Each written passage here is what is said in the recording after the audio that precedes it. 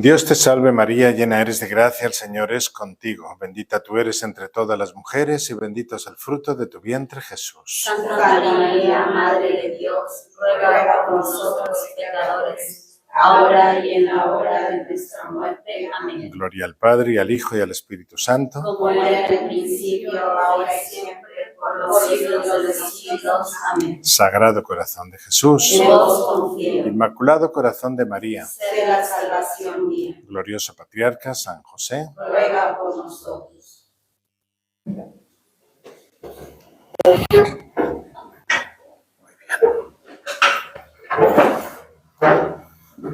Tomen asiento, bienvenidos.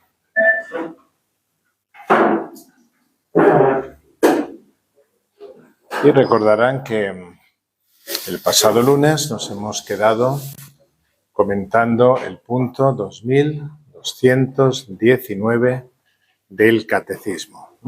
Estamos siempre en el cuarto mandamiento, ya abordando los últimos números que explica el Catecismo, este mandamiento que como es tan crucial, ¿no? Porque forma todo lo que es la célula de la sociedad, que es la familia, y nos va a dar unas pautas de educación muy interesantes que vale la pena, bueno, pues leerlas, aprenderlas, meditarlas y ponerlas en práctica. Vamos a leerlo para recordar el punto 2219 que habla del respeto, Y dice así: el respeto filial favorece la armonía de toda la vida familiar. Atañe también a las relaciones entre hermanos y hermanas. El respeto a los padres irradia en todo el ambiente familiar. Corona de los ancianos son los hijos de los hijos. Esta es una cita del libro de los Proverbios. Y luego pone otra cita que es Efesios 4:2. Soportaos unos a otros en la caridad, en toda humildad, dulzura y paciencia. Bueno, finalmente lo que íbamos diciendo la semana pasada, con lo que hemos concluido y con esta nueva lectura del punto 2219, llegamos a la conclusión de que el respeto se aprende. El respeto se aprende. Es una lección práctica de la vida. La verdad es que sin darnos cuenta, en la familia vamos aprendiendo a respetar, o a veces también somos testigos de las faltas de respeto que se dan en el seno de la familia, porque también, por desgracia, también se dan. Por eso de ahí aprendemos, ¿no? Recapacitamos, pedimos perdón y enderezamos nuestra conducta. Y ya depende de nosotros, cuando hemos visto malos ejemplos, si las queremos reproducir y si lo hacemos, lo normal es que tengamos una buena excusa. A veces, como mi papá ha hecho, yo también, ¿no? Eso es lo que realmente no debería ser, ¿no?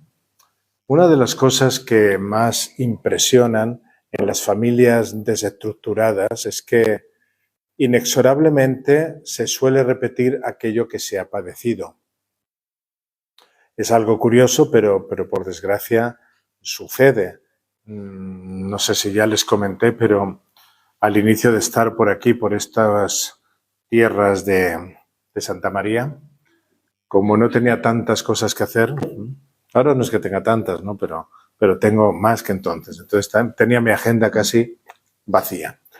Entonces apoyaba en unas escuelas de padres de un colegio de unas religiosas en Lima, con un grupo de laicos, ¿no? Y era bastante curioso poder comprobar que a la hora de encontrar dificultades en la educación, las principales de ellas es que, como mi padre me daba correazo, yo doy correazo. Y eso no solamente venía del papá, sino del abuelo, del bisabuelo, del tatarabuelo, y así llegamos hasta los incas o Dios sabe a dónde, ¿no? O sea, que era una costumbre que había en ese sentido, ¿no? Quizá avalado por aquello de que la letra con sangre entra. Y otras, pero no solamente esta era un poquito llamativa, sino otras cositas que se hacían ahí, ¿no? Bueno, entonces es eso, ¿no? Como lo hizo mi padre, pues así lo hago yo, y al parecer también lo hizo mi abuelo con mi papá, y hay como una especie de tradición en en ese aspecto, ¿no? Claro, las familias desestructuradas casi siempre suelen ser hijas de familias también desestructuradas o que empiezan a tener ahí el germen, ¿no? Porque no se trata de cuestiones más o menos teóricas a las que uno se puede adherir o no, sino que más bien son actitudes vitales que en el día a día se van aprendiendo. Y es más difícil de lo que parece alejarse de eso. O sea, yo he visto este mal ejemplo, yo no lo voy a repetir. Pues decirlo cuesta muy poco, ¿verdad? Hasta nosotros lo podemos repetir todos a coro y creo que lo haríamos muy bien. Pero otra cosa es ya ponerlo en la práctica. Bueno, es como toda pelea con un vicio para alcanzar la virtud. Por lo menos hay que intentarlo y entendemos que no es tan fácil. Hasta en ocasiones ese alejarse de eso, a veces sucede que se va uno al lado opuesto, ¿no? O sea, de repente mi papá golpeaba la mínima y ahora yo no golpeo ni de pensamiento, ¿no? O sea, hay una tolerancia total y al final el niño, el nene o el bebé, como ustedes lo llamen, viene a hacer lo que quiere. Bueno, en otras ocasiones ya hemos conversado de esto y de lo peligroso que resulta este tipo de educación. En el fondo, la autoridad moral que tenemos que tener todos, los padres de una forma especial, es una autoridad moral y se tiene que ir ganando día a día. Se adquiere por la virtud y se debe ir contagiando ante todo. Pero con cierta astucia, porque también se contagia, como hemos dicho, la falta de respeto o la indiferencia, que es lo que hoy día abunda más. Los padres van adquiriendo esa autoridad moral frente a sus hijos, ejerciendo bien esa autoridad y buscando el bien para ellos, ¿no? Demostrando que son capaces de olvidarse de sí mismos y de sacrificarse por sus hijos, lo cual les da una autoridad muy grande. Pero todavía se puede dar un paso más, también se puede adquirir autoridad moral sabiendo pedir perdón cuando uno se ha equivocado. De hecho, yo creo que es una bobada el pensar que tu autoridad se pierde si pides perdón a tu hijo cuando te has equivocado con él. También los hijos tienen que ir adquiriendo su autoridad moral. Y, en primer lugar, obedeciendo. Eso seguro. En segundo lugar, colaborando en una obediencia activa, vamos a llamarla así, una obediencia activa. Si quieren, lo ponen entre comillas todos los que están tomando apuntes y espero que no haciendo dibujitos. Es decir, ¿qué significa esa obediencia activa? Pues que en muchas ocasiones no es necesario esperar a que me digan lo que tengo que hacer, porque ya lo sé. No hace falta que me digan las cosas. La inmensa mayoría de las veces en los hogares tenemos unas rutinas. Entonces, puede uno intervenir con facilidad sin quebrantar mucho las cosas. Más bien estamos atentos, ¿no? Y si mamá falta, pues entonces yo puedo intervenir hasta que ella viene, o papá, o etcétera, ¿no? La mayoría de nosotros, cuando hemos vivido en el hogar, que suele tener una rutina de vida, como les digo, ¿no? Pues sabemos muy bien lo que tenemos que hacer. Sabemos bien lo que nos corresponde. Pues entonces, pues me adelanto, me involucro, me voy haciendo corresponsable con las cosas de casa. Bueno, entonces, sabiendo pedir perdón cuando se ha equivocado, también esto, pedir perdón con humildad. Vamos a añadir ahí la palabrita de humildad, lo cual dignifica mucho a toda persona, ¿no? Ser prontos para pedir perdón y practicar la virtud de la humildad. Se puede decir de otra manera, el que no ha crecido respetando a sus papás ni reconociendo su autoridad moral y que tampoco ha ido adquiriendo su propia autoridad moral, obedeciendo y colaborando, sino ha estado siempre en una especie de quizá de competencia, ¿no? Como haciendo una especie de pulso, ¿no? Ah, ya, voy a ver si mamá me lo manda. Si no me lo manda, entonces no lo hago. Pero cuando me lo manda, entonces saco mis derechos. Ya me lo hubieras dicho antes, yo ahora ya me he organizado. empieza ahí ese pulso, ¿no?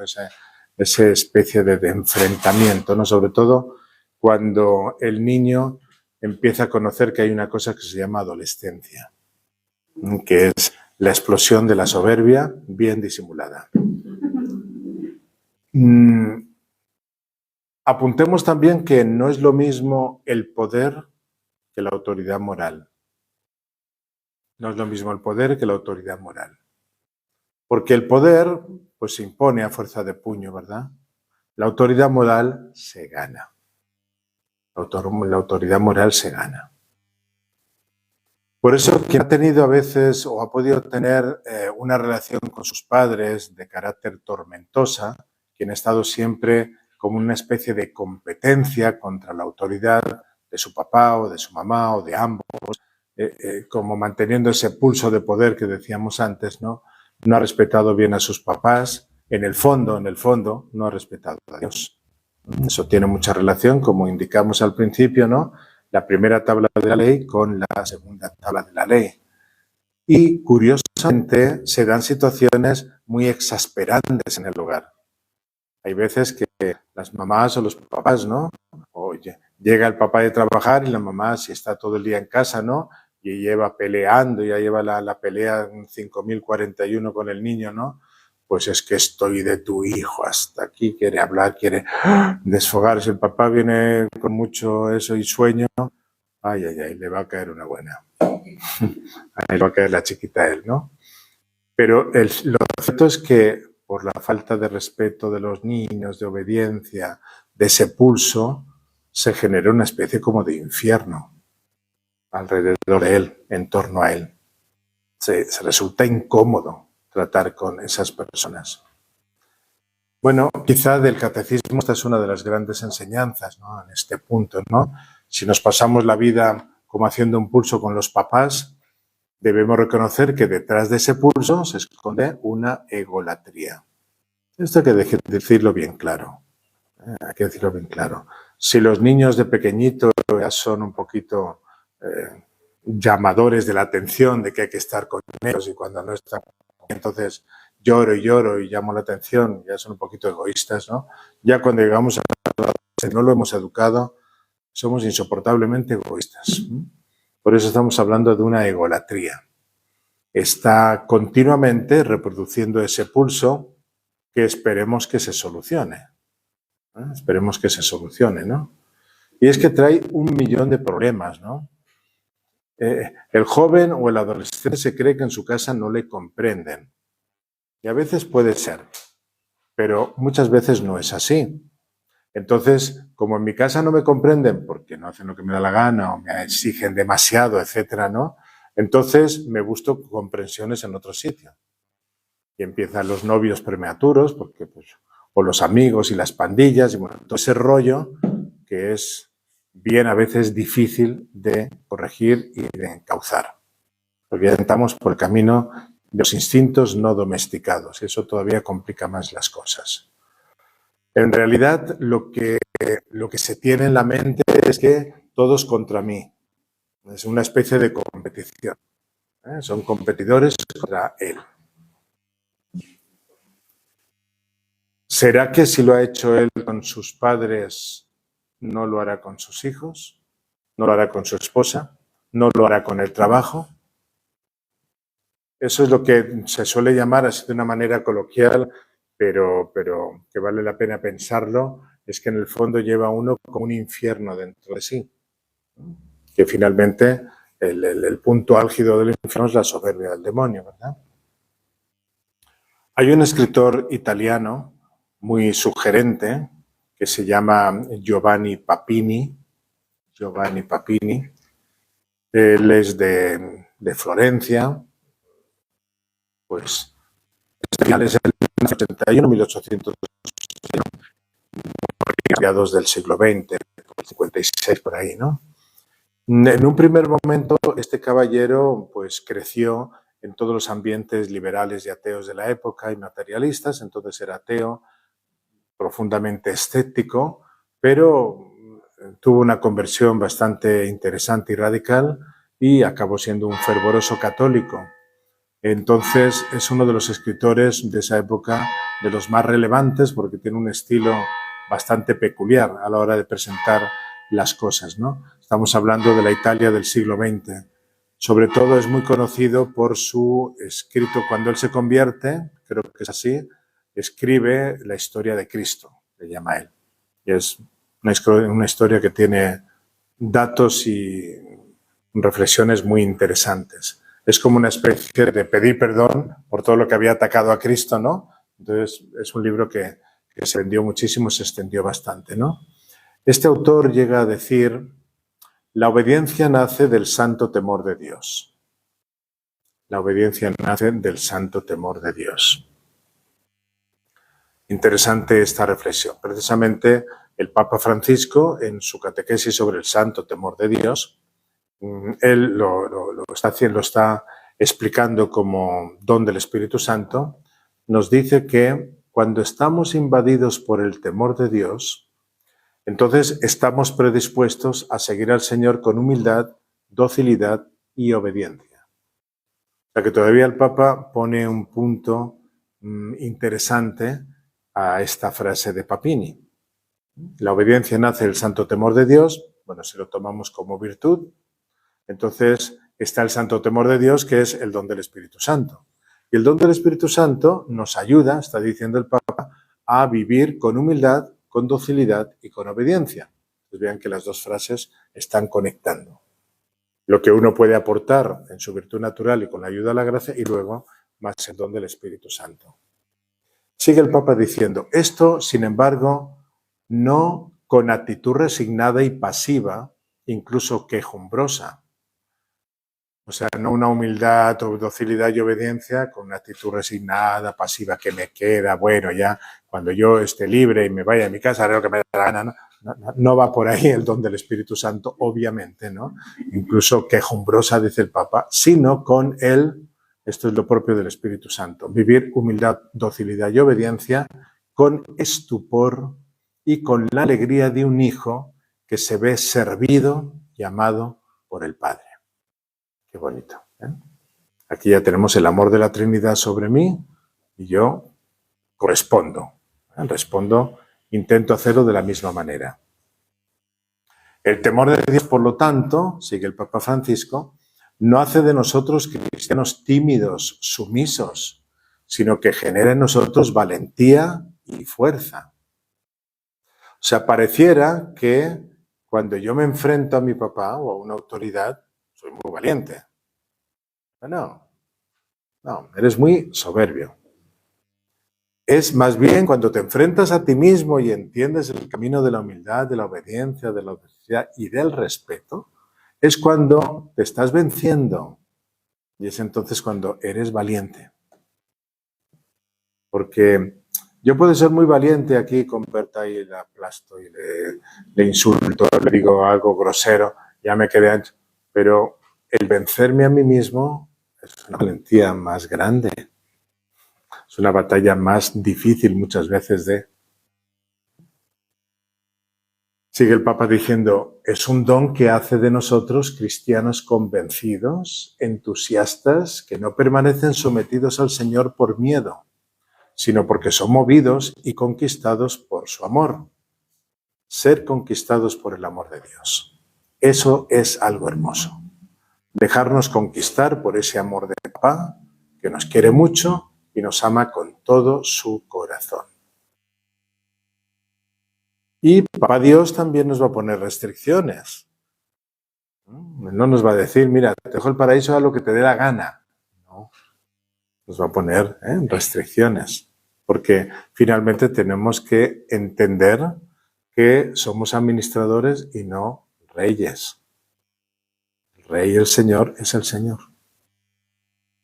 Como se ve, esto se aplica al cuarto mandamiento, ¿no? El cuarto mandamiento nace del santo temor de Dios, en el sentido que reconocemos la autoridad de Dios que Él ha delegado en nuestros padres. Completando su frase, Papini, que nos había dicho, ¿cómo era lo que nos había dicho? La obediencia nace del santo temor de Dios. La obediencia nace del santo temor de Dios. Ahora él dice, temo a Dios y después temo principalmente a quien no le teme. No es un juego de palabras, ¿eh? Aunque parece, temo a Dios y después temo principalmente a quien no le teme. Quizá esto lo podíamos traducir, ¿no? En lo que nosotros estamos viendo, ¿verdad? Respeto a mis padres y tengo temor de quien no respeta a los suyos. Por eso muchas veces tenemos que ser cautos y aprender que hay amigos y amigos. Ustedes tienen la virtud de llamar amigos a todo el mundo, hasta cuñadito y sobrino y tío y primo, son su familia. Pero hay que saber mantener, ¿verdad?, las distancias. ¿Eh?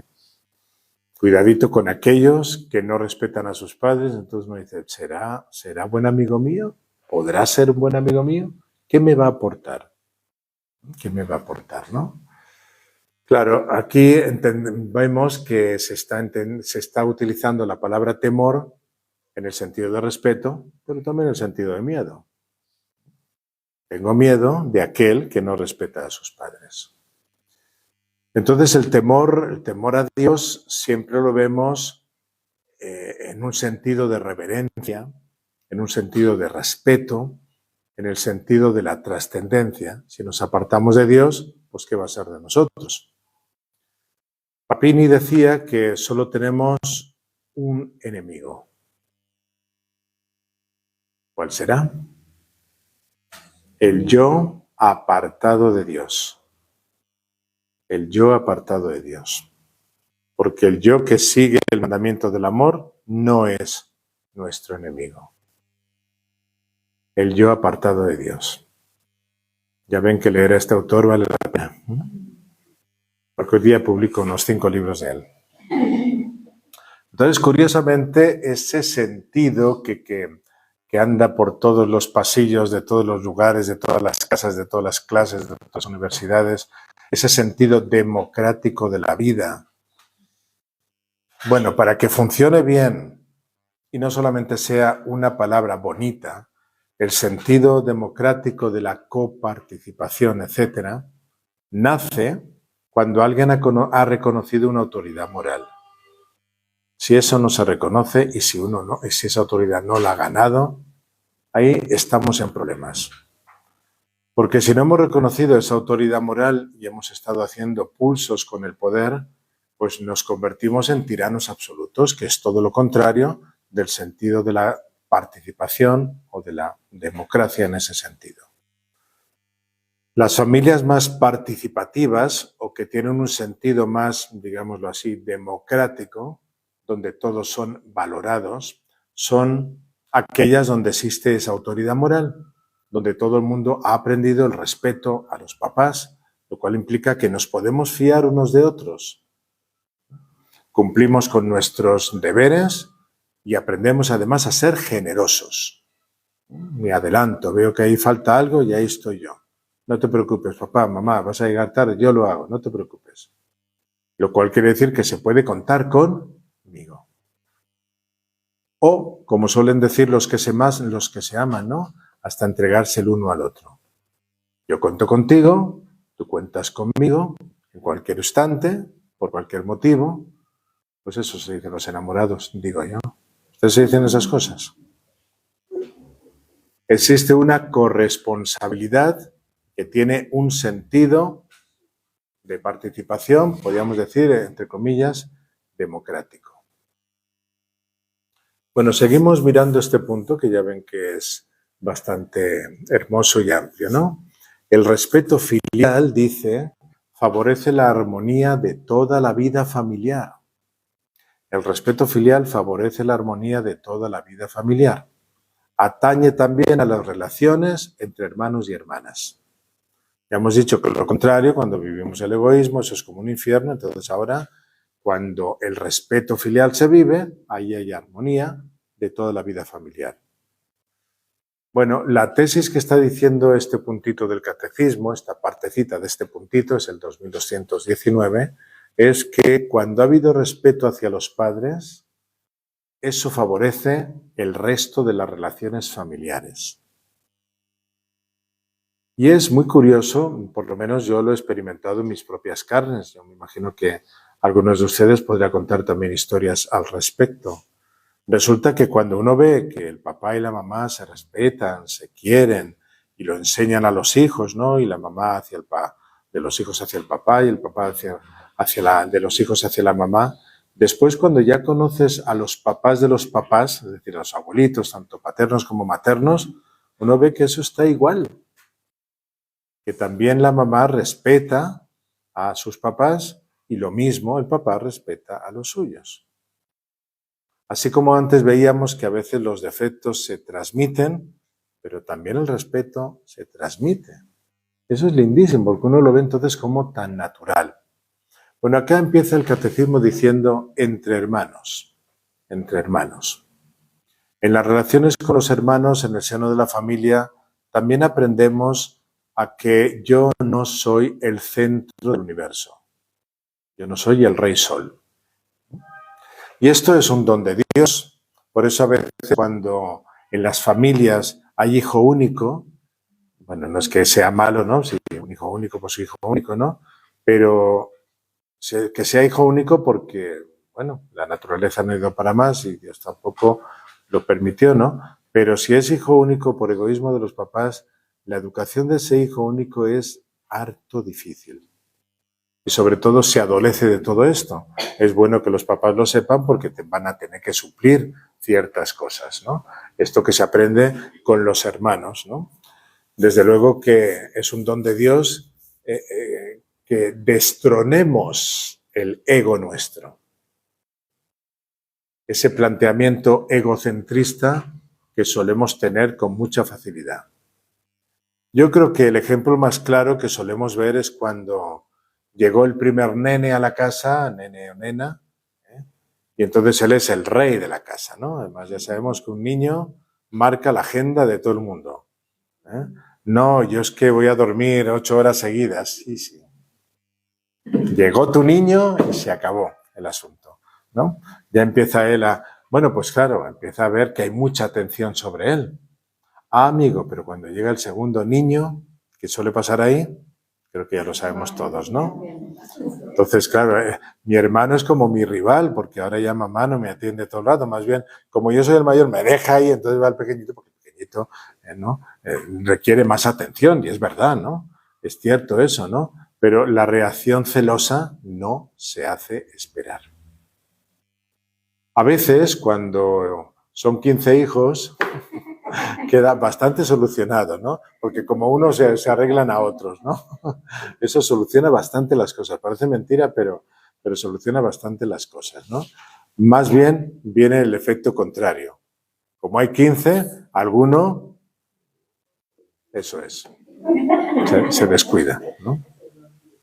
Yo recuerdo una anécdota bien graciosa de una familia numerosa que iban a la misa, ¿no? Entonces, bueno, arreglar a los 13 hijos, sobre todo cuando eran pequeñitos, y eran todos, en fin, un torbellino detrás del otro, tenían ahí ese carisma. Resulta que venían a la misa y uno de los muchachitos iba con su saco, ¿no? Debía tener, yo qué sé, 7, 8 años, ¿no? Y mamá, tengo una molestia aquí detrás en la espalda. Ya, tonterías, estás allí llamando la atención. Mira, que estoy peinando a tu hermanita mientras iban de camino, le voy haciendo la trenza a la niña todavía porque no le había dado tiempo a peinar a todas las niñas, ¿no? Y el niño se iba quejando porque tengo aquí, a mí me duele algo. ¿Quieres que te haga una trenza? No te voy a hacer trenza. Tú eres varón, ella es mujercita. Total que al final le hizo caso al niño y claro que el niño se había puesto el saco con la percha y todo. Pues, tenía una molestia y realmente era verdad, pero claro. La mamá no le había prestado atención. Sí. Bueno, no sé qué haría la madre luego con la percha. Bueno, como siempre lleváis unos bolsos enormes, ahí lo metería, digo yo. Bueno, pues eso, surge la reacción celosa, que nunca, siempre llega, ¿verdad? Resulta que me destronaron, ¿no? Ahora llegó, y si es varón y luego niñita, No tengo nada. El Evangelio lo que nos va diciendo es que para seguir a Jesucristo es necesario el olvido de uno mismo. Esto cuántas veces lo vemos en los Evangelios. Y hay que reconocer que el olvido de uno mismo es un principio de salud espiritual. Y eso se tiene que aprender desde chiquitín. O sea, la relación con los hermanos es un primer don de Dios.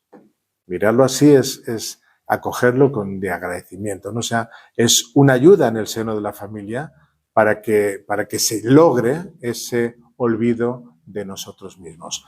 Y también, por otro lado, vamos aprendiendo a ayudar a corresponsabilizarnos.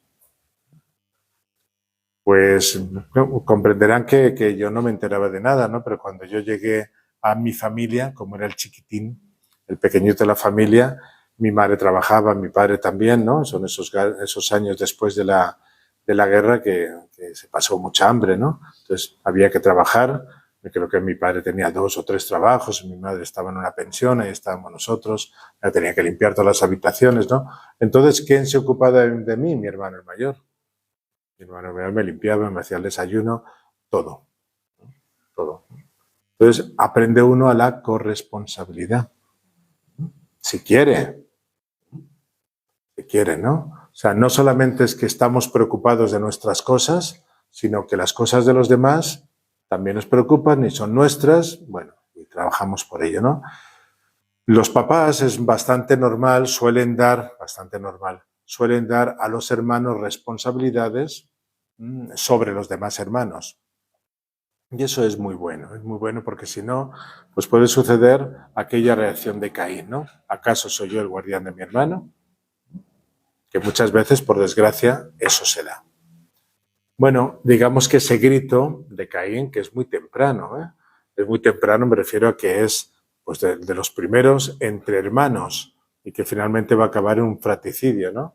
Y es muy cercano al pecado original, para que nos demos cuenta de por dónde no tiene que ir la educación, por dónde no tiene que ir nuestro mundo, ¿no? Y hasta dónde llega la egolatría, ¿no?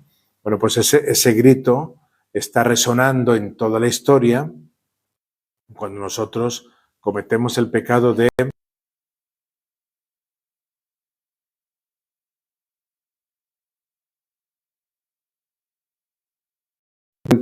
espaldas al de los demás o pretender caminar por libre. La relación con los hermanos ha nacido y crece del sentido del respeto hacia los padres. Y en ese sentido de respeto hacia los padres también se le ha encomendado a sus hermanos menores. También. Mientras estamos fuera, cuida de tu hermano. Entonces aprovechan para hacer las 1000 travesuras. Eso no es cuidar de los hermanos, obviamente, ¿no? Escuchaba una señora que decía, lo peor que puedes hacer es darle un paquete de plumones a tu hijo. Yo lo hice con mi hijo. Tuve que hacer un recado y cuando regresé me volví a la tienda a comprar lejía para limpiar todas las paredes, porque me habían hecho grafitis por todos lados. Bueno, el hermano cuida y ya no hace eso, ¿no? Por ejemplo, ¿no? Hablemos de los suegros, que siempre es un tema, ¿verdad? Interesante, por lo menos, ¿no? Hay tantos chistes de suegros y suegras, más con suegras. ¿Por qué será? ¿Por qué será? Bueno, con los suegros hay una relación muy importante. Uno de los indicativos de que la familia tiene una salud espiritual, yo creo que es esa precisamente, la relación que se tiene con los suegros respectivos. Aunque es cierto que esa relación en ocasiones suele ser una de las cuestiones típicas en torno a los que se generan conflictos. Cuando el amor esponsal es fuerte, difícilmente habrá otra prueba más irrefutable dentro del matrimonio que el ser capaz de amar a los padres del cónyuge. Pero de una manera como si fueran los propios padres. Porque si realmente la Biblia lo que dice es que serán una sola carne, bueno, Pues entonces aquí tus papás son mis papás, pero hay que ganarse ese amor, obviamente. Y eso es un signo de amor irrefutable en el seno del matrimonio. Realmente a veces es difícil encontrar un matrimonio que se haya roto y que hubiera una relación buena con los suegros.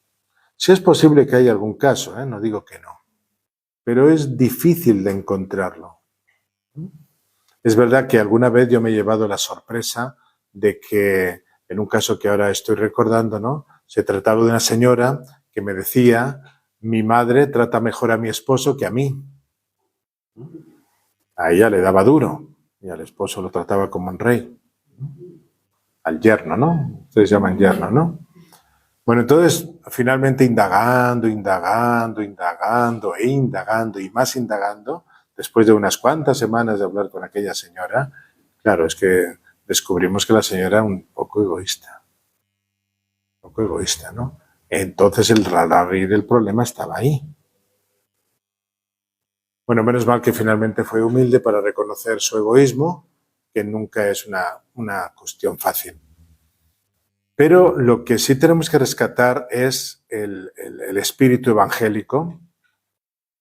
Y el espíritu evangélico es que seamos capaces de pasar del amor carnal al amor espiritual.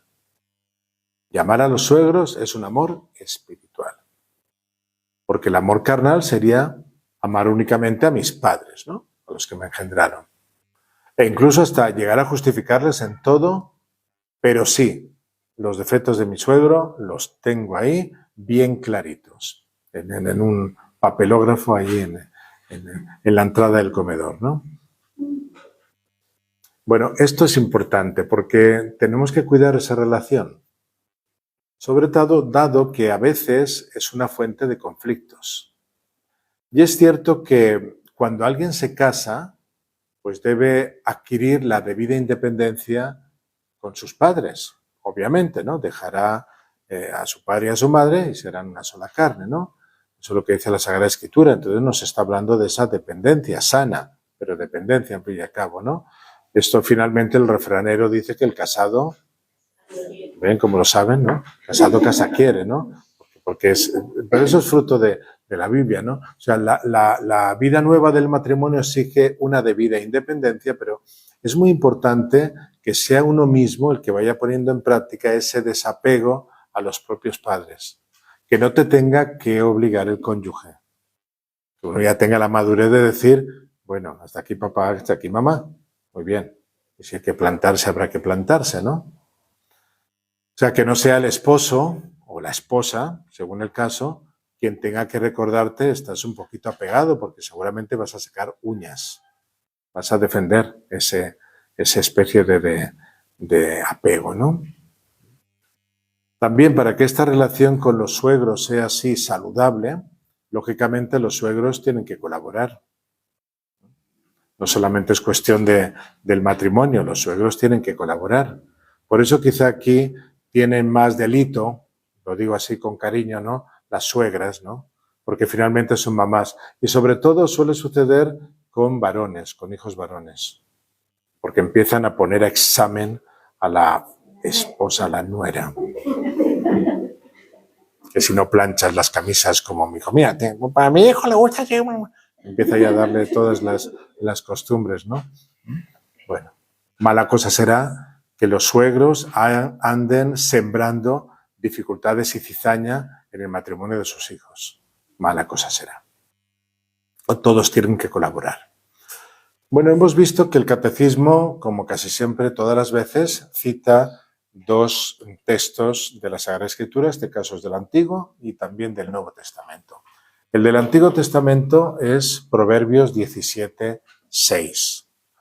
No se lo hago buscar porque ya lo hemos buscado muchas veces, y creo que ya se lo saben todos de memoria, todos y todas, que es corona de los ancianos son los hijos de los...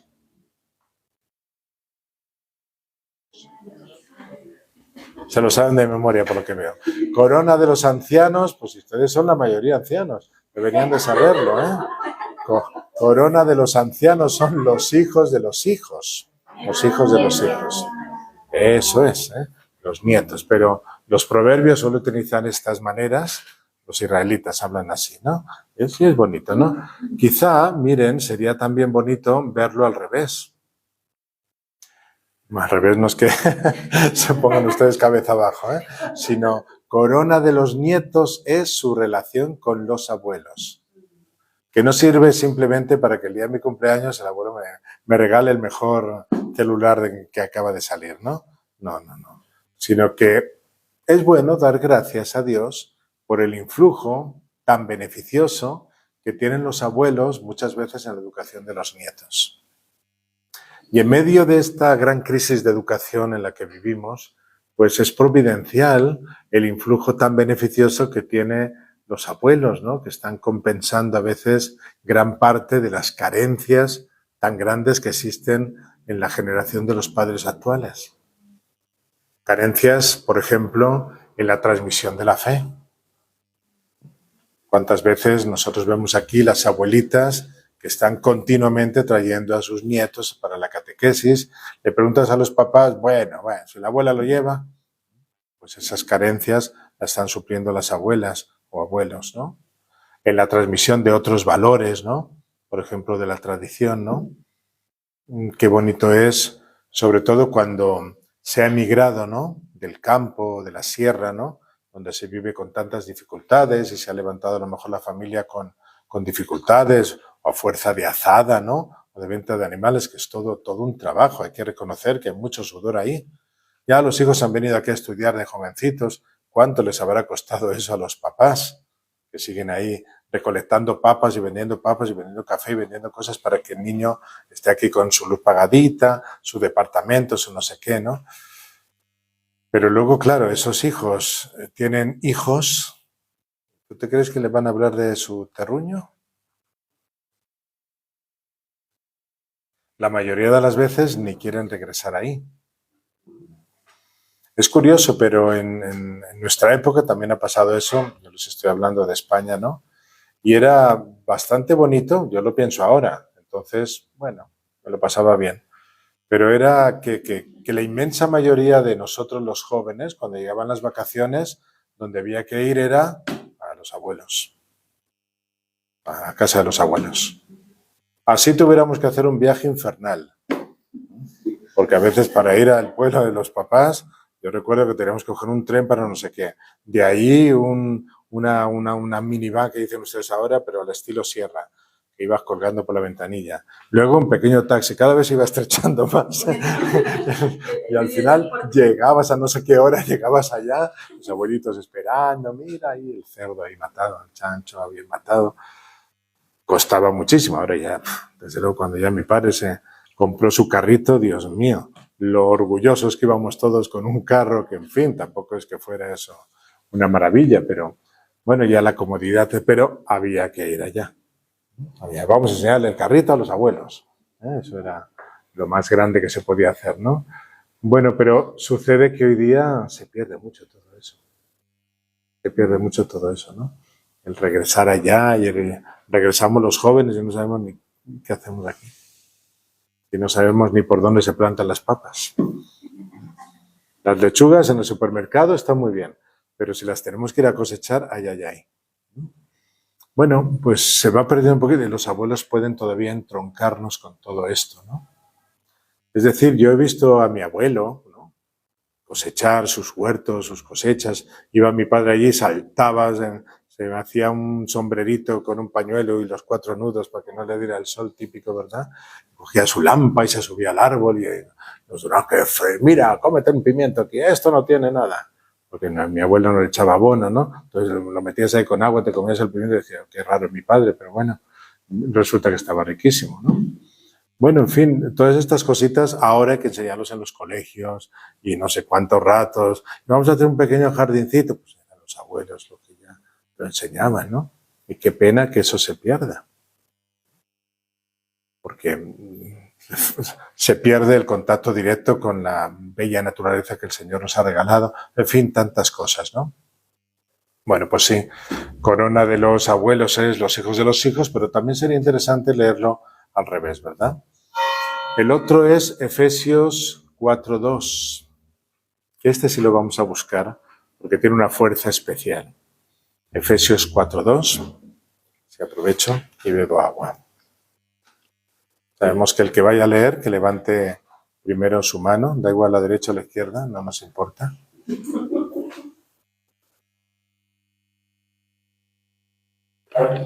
Efesios 4:2.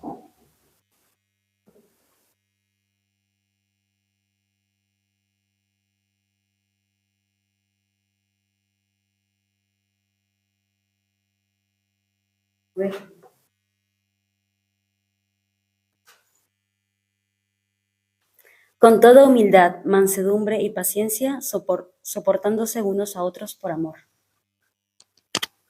Todavía está demasiado bonito eso. Porque realmente si fuéramos un poquito al original encontramos un imperativo. Soportaos. Soportaos unos a otros en la caridad, en toda humildad, dulzura y paciencia. Es la misma frase, ¿verdad? Pero tiene un imperativo ahí fuerte. San Pablo debía ser recio, San Pablo, ¿eh? O sea que San Pablo dice que la relación familiar tiene que tener la capacidad de soportarse en la caridad. Esto es lo que está diciendo. Realmente hay que reconocer que una de las obras de misericordia, que yo no sé si las practicamos mucho, por ejemplo, esta es sufrir con paciencia los defectos del prójimo. Sufrir con paciencia los defectos del prójimo. Son obras de misericordia del rango espiritual, como se ve, ¿no? Pues si esto ha de ser con el prójimo, ¿cómo no va a ser en la familia? En el seno de la familia, ¿no? O sea, quien no tiene capacidad de soportar con cariño y con caridad en la convivencia familiar, tenemos que poner ahí un gran interrogante. Y conviene recordar que en la convivencia familiar muchas veces puede llegar a ser mortificante, según la situación. La vida familiar nos enseña a adaptar nuestros ritmos a los ritmos de los demás. Bueno, pensemos cuántas impaciencias hemos tenido porque uno va a salir, ahorita voy, ahora me arreglo, ya voy. Ya te rezaste 3 rosarios y todavía, espera que me falta la pestaña derecha. Los ritmos de los demás. Estoy exagerando, ¿verdad? Porque no estoy exagerando. De hecho, es formar a una persona con un principio muy evidente que no estoy solo en el mundo. No estoy solo en el mundo, ¿no? Por eso es recomendable a los que os toca esperar en casa que los otros se arreglen, ¿no? Que pasen por la tiendita de libros, ¿no? Entonces, mientras esperas, te puedes leer 3 libros, por ejemplo, el de la amabilidad, que vale la pena, ¿no? Vale la pena ese librito, el de las virtudes, en fin. Ánimo. Entonces, bueno, no estoy solo en el mundo, ¿no? Y es muy fácil querer una persona ideal sin defectos. Eso es muy fácil, es muy fácil. Aunque, fíjense que quien no tenía ningún defecto era nuestro Señor. Y aún así, a veces le quisieron tirar piedras y tirar por el barranco. Pero vaya, resulta más fácil, ¿verdad? Amar a una persona ideal sin defectos, ¿no? Bueno, la niña o el niño, mi príncipe azul, dicen ustedes, ¿no? La niña de mis sueños, no sé cómo lo dirán los caballeros, no sé, luego me lo cuentas. Pero normalmente esto no es así. Aquí dice San Pablo, hay que soportarse plus humildad, con humildad. Hay un refrán que dice, el que se tiene a sí mismo por maestro, tiene a un tonto por discípulo. Lo repito para que no pierdan ninguna palabrita. El que se tiene a sí mismo por maestro, tiene a un tonto por discípulo. Esto ha llegado a ser un refrán, pero si nos vamos años atrás, lo encontraremos en una carta que dirige San Bernardo, nada más y nada menos, a un discípulo suyo, que era el Papa Eugenio. Le escribe al Papa Eugenio y le dice tal frase como esta: aquel que se constituye maestro de sí mismo se hace discípulo de un necio. Pero claro, has llegado a ser Papa y ahora el Papa es el mandamás. No. Se tiene que aprender a pedir consejo también. El gran San Bernardo, por eso es santo.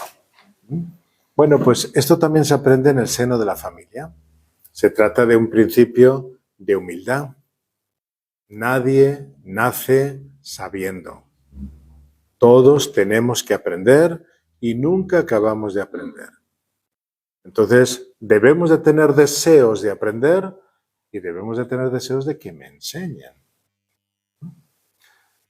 También dice Efesios, ¿no? Soportarse con dulzura y paciencia.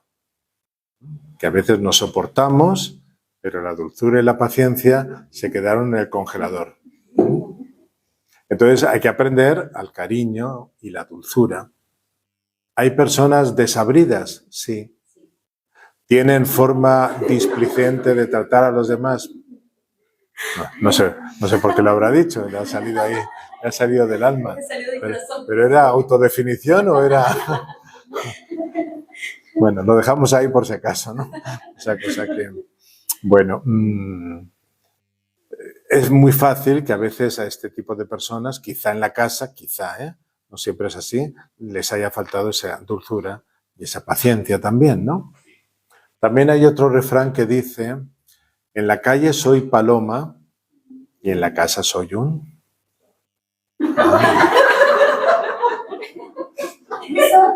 ¿También lo dice por usted o por mí? Bueno, se habla de un animal, pero se habla del lobo. En la calle soy paloma y en la casa soy un lobo. A saber cómo habrá sido su historia. En la calle soy paloma y en la casa soy un lobo. El refrán es así. Luego ya hay variaciones particulares, ¿no? Bueno, pues es verdad que a veces ocurre eso, ¿no?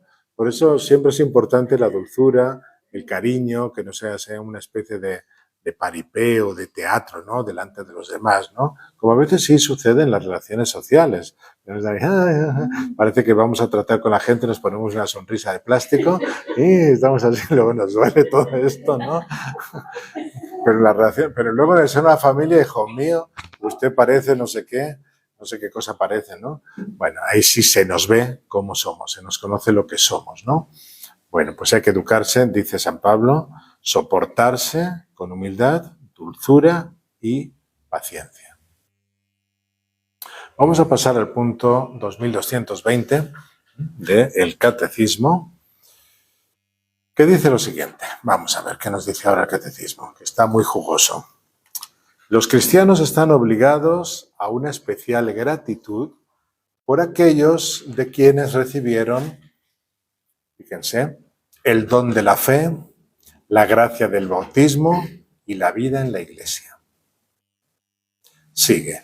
Puede tratarse de los padres, de otros miembros de la familia, de los abuelos, de los pastores, de los catequistas, de otros maestros o amigos. Entonces aquí nos saca algo muy bonito de San Pablo, la segunda de Timoteo. Evoco el recuerdo de la fe sincera que tú tienes, fe que arraigó primero en tu abuela Loida y en tu madre Eunice, y sé que también ha arraigado en ti. Bueno, punto 2220. Este punto, ¿qué está afirmando? Pues quiere afirmar de una manera muy clara que si las relaciones familiares han sido sanas y han crecido de una manera armónica, se ha suscitado en nosotros pues un deseo de gratitud. Si realmente somos conscientes del don tan grande que hemos recibido, pues nos tenemos que considerar unos privilegiados, eso es verdad.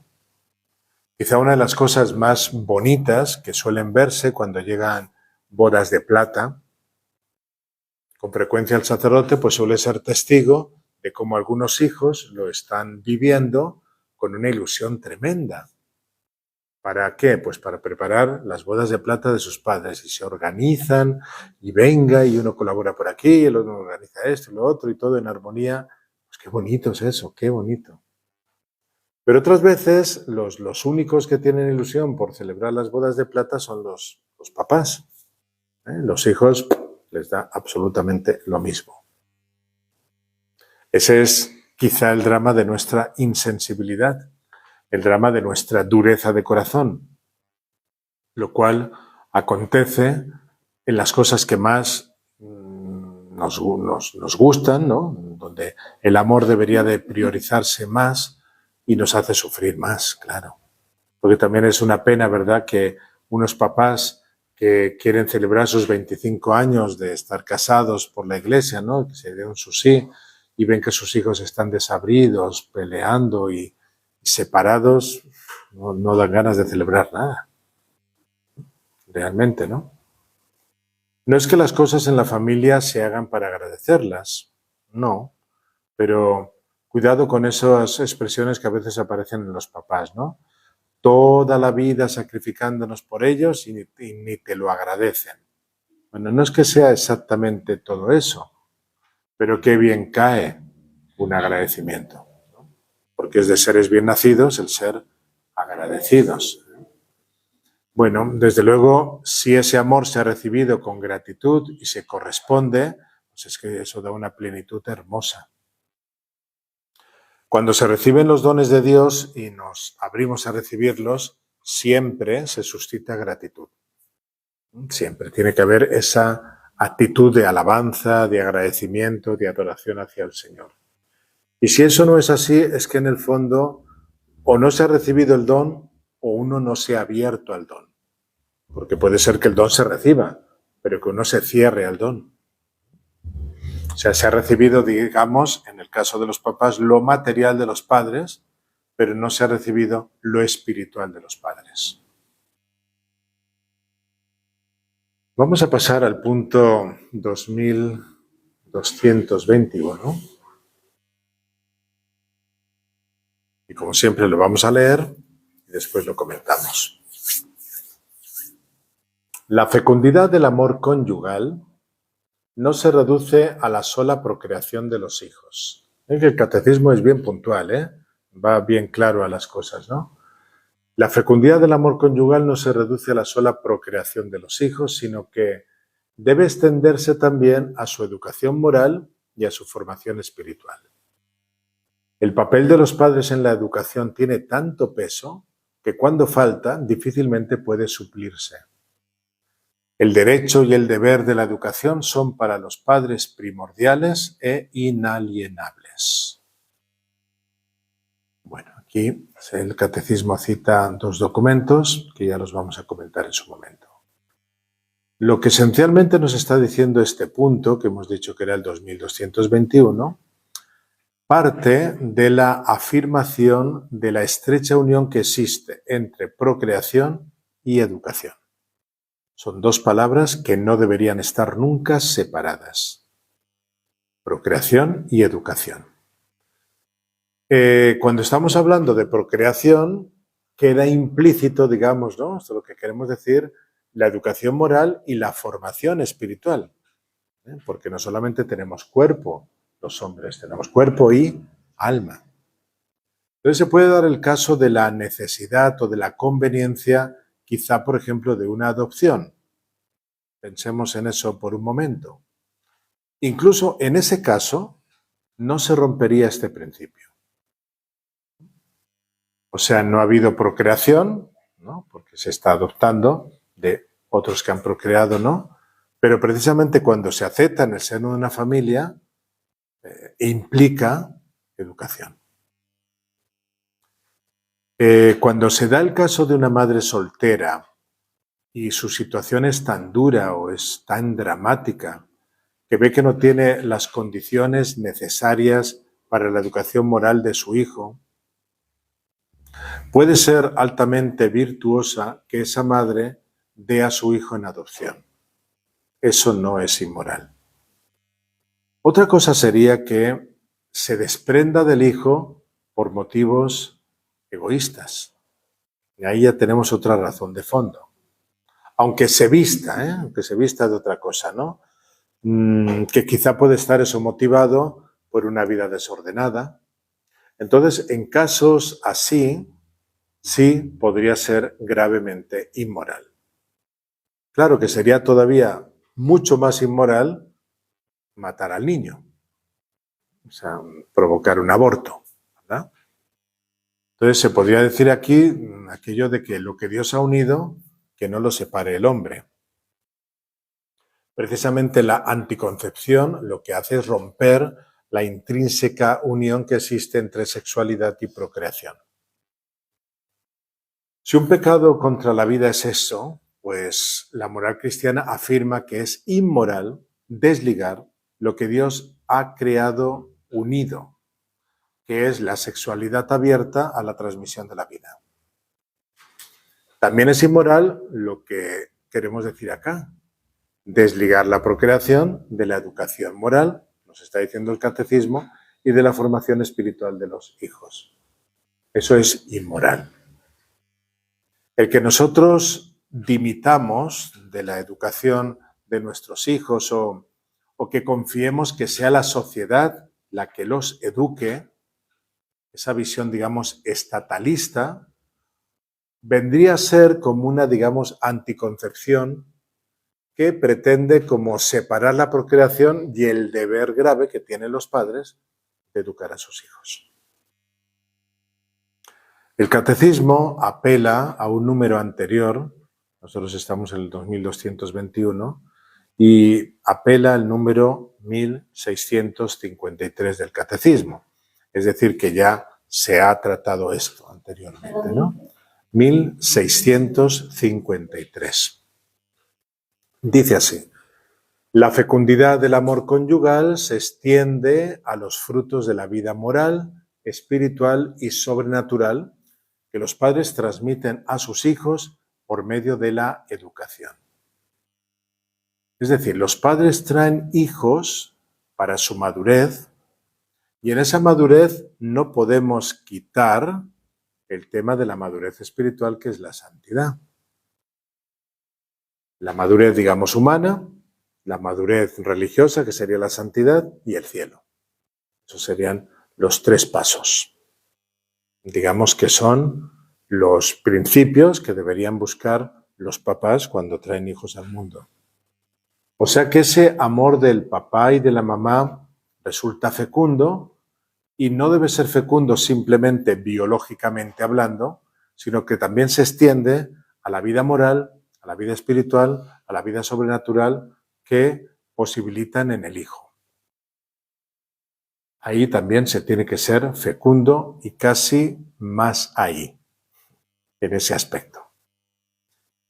Esto que está apareciendo aquí en el catecismo, en estos dos puntos, 2221, 1653, esto ya está predicado en nuestra querida Iglesia hace bastante tiempo.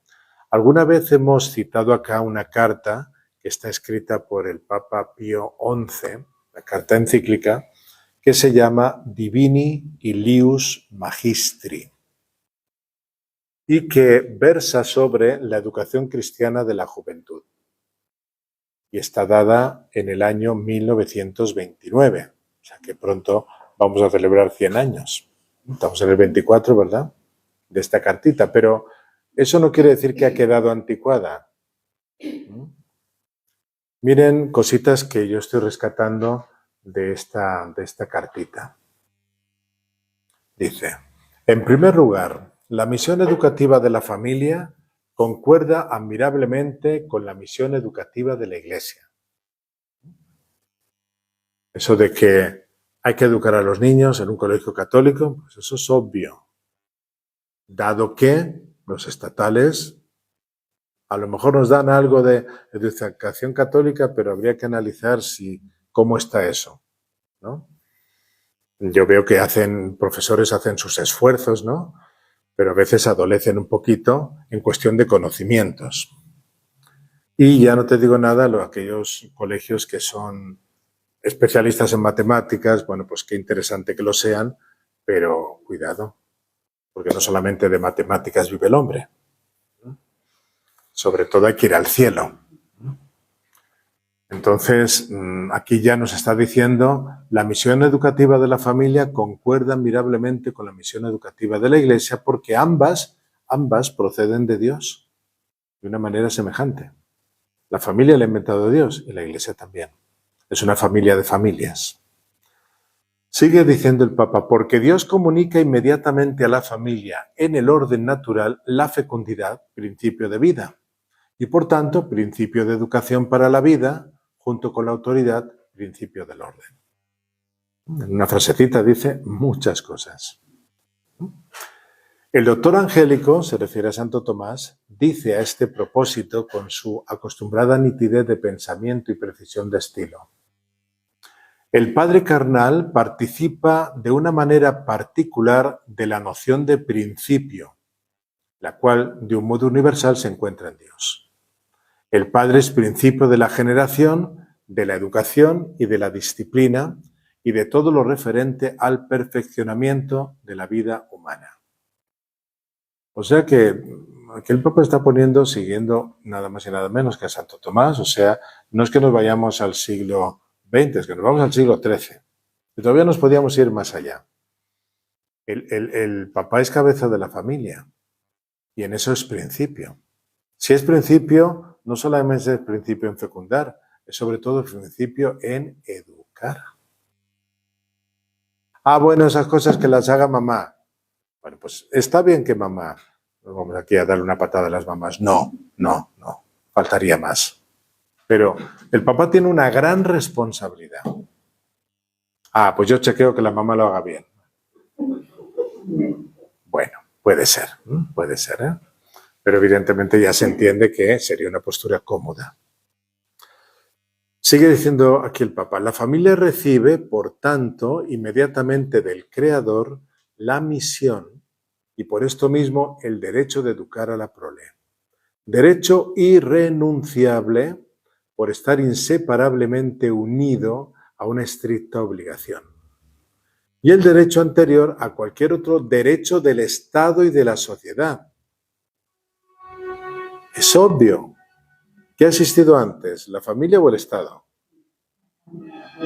Pues es obvio lo que está diciendo el Papa. Ahora parece que fuera todo al revés. Que parece que lo primero que ha existido es el Estado y por aquí andamos las familias. Gracias a que está aquí el Papa Estado, las familias pueden subsistir. No sé, es completamente equívoco y también marxista, entre otras cosas. Sigue el Papa citando al doctor Angélico, que es Santo Tomás, como hemos dicho, y coge palabras textuales de él. El doctor Angélico declara así la inviolabilidad de este derecho. El hijo es naturalmente algo del padre. Por esto es de derecho natural que el hijo, antes del uso de la razón, esté bajo el cuidado del padre. Esos padres ausentes, ahora tienen que dar mucho cuenta delante de Dios, pero muchas cuentas. Sería, por tanto, contrario al derecho natural que el niño, antes del uso de razón, fuera sustraído al cuidado de los padres o se despusiera de él de cualquier manera contra la voluntad de los padres. Eso lo dice ya Santo Tomás. Y como la obligación del cuidado de los hijos pesa sobre los padres hasta que la prole se encuentra en situación de velar por sí misma, perdura también durante el mismo tiempo el inviolable derecho educativo de los padres. ¿Por qué? Dice Santo Tomás. Porque la naturaleza no pretende solamente la generación de la prole, sino también el desarrollo y progreso de ésta hasta el perfecto estado del hombre en cuanto hombre, es decir, el estado de la virtud. La madurez que decíamos antes. O sea que el catecismo está recogiendo esta enseñanza en unas frasecitas, ¿verdad? Leo un último parrafito. Por esto, en esta materia, la sabiduría jurídica de la Iglesia se expresa con precisión y claridad sintética en el Código de Derecho Canónico, que dice así. Los padres tienen la gravísima obligación de procurar, en la medida de sus posibilidades, la educación de sus hijos, tanto la religiosa y la moral, como la física y la cívica, y de proveer también a su bienestar temporal. Bueno, como se ve, este documento, estamos siguiendo un documento de principios que ya enseñaba en su tiempo Santo Tomás de Aquino, siguen siendo válidos en el año 1929 porque la naturaleza del hombre no ha cambiado y, por supuesto, en nuestros tiempos, como nos está aclarando el catecismo. Es decir, que son principios perennes. Y esto es lo propio de matrimonios que han tenido el don de la fecundidad, que viene a ser lo normal. ¿Qué pasa con aquellos que no han tenido el don de la fecundidad? ¿Cómo deberíamos proceder ahí? Pues no se pierdan el próximo programa. Porque ya nos ganó la hora.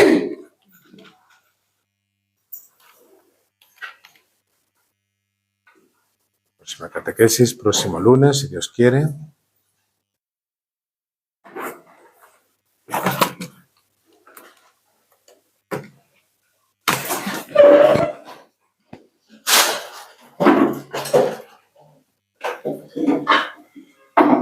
Gloria al Padre, y al Hijo, y al Espíritu Santo. Como era en el principio, ahora y siempre, por los siglos de los siglos. Amén. Glorioso Patriarca San José. Ruega por nosotros. Santos ángeles de la guarda. Ruega por nosotros. En nombre del Padre, y del Hijo, y del Espíritu Santo. Amén. Bien, pues, muy buenas noches.